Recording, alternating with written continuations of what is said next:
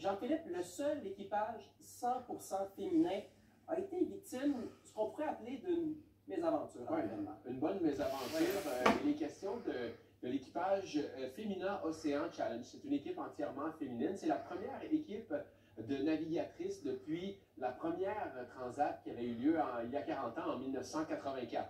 Alors, 2 des 4 équipières étaient à bord, en plus de leur entraîneur, lorsque dans le détroit de Gibraltar, leur embarcation, leur voilier de classe 40 a été victime d'une attaque d'orques, d'épaulards qui ont chargé, qui ont poussé le bateau comme ça pendant plus d'1 heure.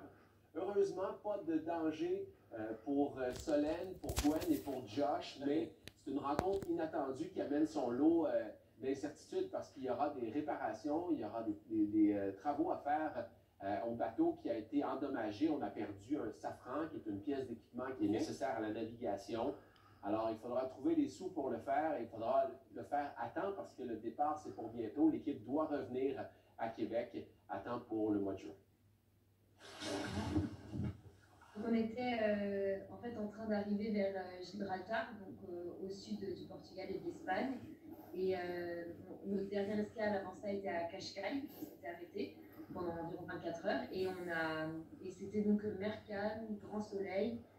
À ce moment-là, le bateau se met à vibrer un petit peu avec la barre qui était sous pilote automatique, qui se met à bouger d'un côté à l'autre comme ça. Et moi, je regarde autour et je me dis, mais est-ce que quelqu'un est en train de jouer avec le pilote? Donc, personne n'est en train de jouer avec le pilote. Et donc, on se dit, bah, ça y est, elles sont là, quoi. Tu sais que les orques ibériques du détroit de Gibraltar, elles ont des interactions avec les bateaux depuis 2020. Nous faisons parler dans le casque. C'est pas quelque chose d'anodin quand même de se faire, d'avoir une interaction avec deux. Là, ils étaient 3 au début, 3 aussi grands animaux marins. Et puis assez rapidement, il y a un bout de safran qui part à l'arrière.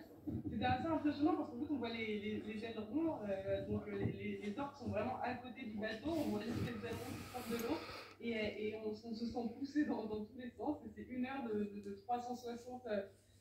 C'est assez impressionnant à vivre et assez surprenant. Quand bien même on savait que c'était quelque chose qui arriverait, on reste quand même assez surpris quand on vit ça. On n'a pas eu peur pour notre sécurité, on sait que c'est un bateau insubmersible qui est bien compartimenté, on avait fermé toutes les trappes. En revanche, c'est sûr qu'on a eu peur pour la suite de notre projet parce qu'on a trouvé avec un demi-safran en moins, donc on a tout un safran à changer. Donc là, on est sur un gros projet de solar qui engage quand même beaucoup de frais. Et donc là, on se retrouve avec une casse matérielle qui est quand même très importante, mais c'est sûr que ça nous rajoute une difficulté supplémentaire. Alors, on va suivre leur péripéties. Si vous voulez le faire, vous pouvez le faire. Je vous donne le lien là, pour coupefemina.com. Vous pouvez suivre les aventures de cette équipe Femina Océan Challenge qu'on verra l'été prochain ici dans le port de Québec. Et je ne doute pas que ça puisse surprendre lorsqu'on est en mer. Oui. Merci Jean-Philippe.